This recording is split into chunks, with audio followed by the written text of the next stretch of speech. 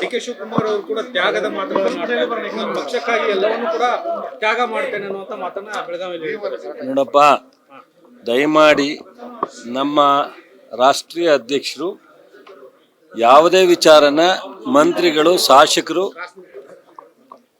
ಮಾತನಾಡಬಾರ್ದು, ಚರ್ಚೆಯಲ್ಲಿ ಭಾಗವಹಿಸಬಾರ್ದು ಅನ್ನೋ ತೀರ್ಮಾನವನ್ನು ಸೂಚನೆಯನ್ನು ಕೊಟ್ಟಿದ್ದಾರೆ.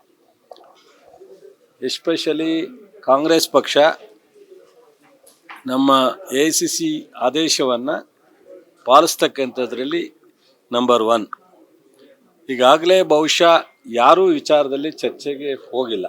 ಯಾವುದೇ ತೀರ್ಮಾನವನ್ನು ನಾವು ತಗೋತೀವಿ, ಸೂಕ್ತವಾದಂಥ ಸಂದರ್ಭ ಸಮಯ ಮತ್ತು ನಾವು ಅದರಲ್ಲಿ ಹಿಂದೆ ಹೋಗುವಂಥ ಪ್ರಶ್ನೆ ಇಲ್ಲ, ನೀವು ಯಾರು ಇದರಲ್ಲಿ ಮಾತಾಡಬೇಡಿ ಅಂತ. ಈಗ ನಾವು ಯಾವ್ದು ಮಾತಾಡಿದ್ರೂ ಅದು ಅಲ್ಲಿಗೆ ಹೋಗುತ್ತೆ. ಅದರಿಂದ ಮಲ್ಲಿಕಾರ್ಜುನ್ ಖರ್ಗೆಯವರೇ ಅಲ್ಟಿಮೇಟ್ ಈ ರಾಷ್ಟ್ರದ ಕಾಂಗ್ರೆಸ್ಸಿನ ಅಧ್ಯಕ್ಷರು. ಅದರಿಂದ ನಾವು ಮಾತನಾಡ್ತಕ್ಕಂಥದ್ದು ಈ ಸಂದರ್ಭದಲ್ಲಿ ಸೂಕ್ತ ಅಲ್ಲ ಅಂತ ನಾನು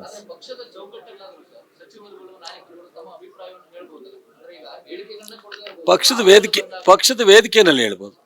ಖರ್ಗೆ ಅವರು ಅಲ್ಲೇ ಕರೀತಾರೆ, ಅಲ್ಲೇ ಹೋಗಿ ಹೇಳ್ಬೋದು. ಸಿದ್ದರಾಮಯ್ಯವ್ರ ಹತ್ರ ಹೇಳ್ಬೋದು, DK ಅವ್ರ ಹತ್ರ ಹೇಳ್ಬೋದು. ಮಾಧ್ಯಮದಲ್ಲಿ ಹೇಳಿ ಅಂತ ಅಲ್ಲ ಅದು. ಹೈಕಮಾಂಡ್ ಅವರಿಗೂ ಹೇಳುವಂತ ಸ್ವತಂತ್ರ ಇದೆಯಾ ಪಕ್ಷದಲ್ಲಿ? ಖಂಡಿತ ಇದೆ. ನಾನಂತೂ ಕಾಂಗ್ರೆಸ್ಗೆ ಸೇರ್ಕೊಂಡ ಇಲ್ಲಿವರೆಗೆ ಯಾವುದೇ ವಿಚಾರನ ರಾಜ್ಯದ ಮುಖಂಡರುಗಳು, ಮುಖ್ಯಮಂತ್ರಿ ಇರ್ಬೋದು, ರಾಷ್ಟ್ರದ ನಮ್ಮ ಮುಖಂಡರುಗಳಿರ್ಬೋದು, ನಾನು ಅನೇಕ ವಿಚಾರಗಳನ್ನ ಚರ್ಚೆ ಮಾಡಿದ್ದೀನಿ. ನಮ್ಗೆ ಯಾವುದನ್ನು ಆ ಥರದ ರಿಸ್ಟ್ರಿಕ್ಷನ್ ಕೊಟ್ಟಿಲ್ಲ.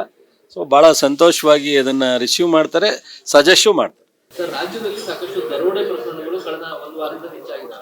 ಕಾನೂನು ಸುವ್ಯವಸ್ಥೆ ಹದಗೆಟ್ಟೋಗಿದೆ. ನೋಡಿ, ಗಲಾಟೆ ಆದ ತಕ್ಷಣ, ರಾಬರಿ ಆದ ತಕ್ಷಣವೇ ಕಾನೂನು ಹದಗೆಟ್ಟಿದೆ ಅಂತ ಅಲ್ಲ.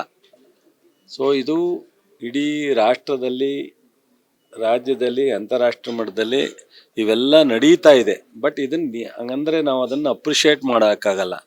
ನಿಯಂತ್ರಣ ಮಾಡಬೇಕು, ಜೀರೋ ಮಾಡಬೇಕು ಸಂಪೂರ್ಣ. ಆ ವಿಚಾರದಲ್ಲಿ ನಮ್ಮ ಸರ್ಕಾರ ಬದ್ಧತೆ ಇದೆ. ಇದು ಆಕಸ್ಮಿಕವಾಗಿ ಎಲ್ಲೆಲ್ಲಿ ನಡೆದಿದೆ ಅಲ್ಲೆಲ್ಲ ಹೆಚ್ಚಿನ ಗಮನವನ್ನು ಈಗಾಗಲೇ ಮುಖ್ಯಮಂತ್ರಿಗಳು, ಗೃಹ ಮಂತ್ರಿಗಳು ಸೂಚನೆ ಕೊಟ್ಟಿದ್ದಾರೆ.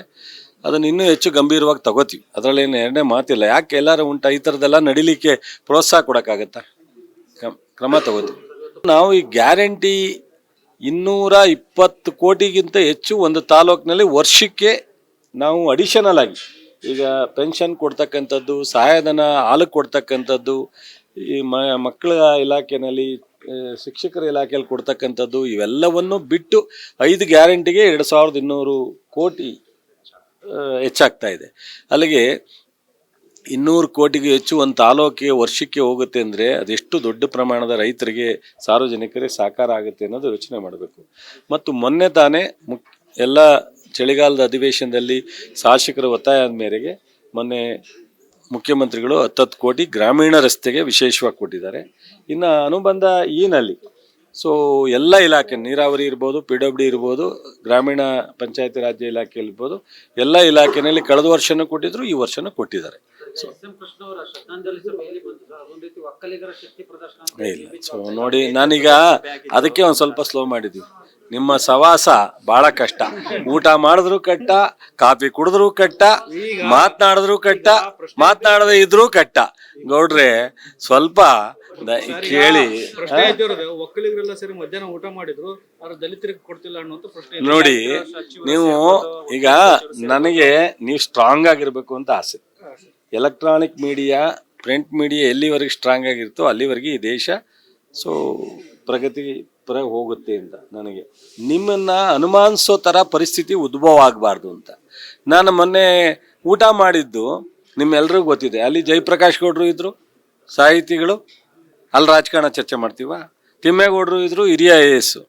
ಅಲ್ಲಿ ಸೀಮಿತವಾದದ್ದು ನಮ್ಮ SM ಕೃಷ್ಣ ಅವರ ಶ್ರದ್ಧಾಂಜಲಿ. ನೀವು ಅದನ್ನು ರಿಲೇ ಮಾಡ್ತೀರಾ ಅಂದರೆ ನಾನು ಏನು ಹೇಳಬೇಕು? ನೀವೆಲ್ಲ ಸ್ನೇಹಿತರು ಬೇರೆ, ನಾನೇನು ಮಾತಾಡಲಿಕ್ಕೂ ಇಷ್ಟ ಆಗಲ್ಲ. ನಾನು ನಿಮ್ಮನ್ನು ಬಯಸೋನು, ಗೊತ್ತಾಯ್ತಾ? ದಯಮಾಡಿ ಈಗ ಸದ್ಯದಲ್ಲೇ ಮಾಡ್ತೀವಿ, ಸದ್ಯದಲ್ಲೇ ಮಂಡ್ಯದಲ್ಲಿ ಮಾಡ್ತೀವಿ ನಾವು.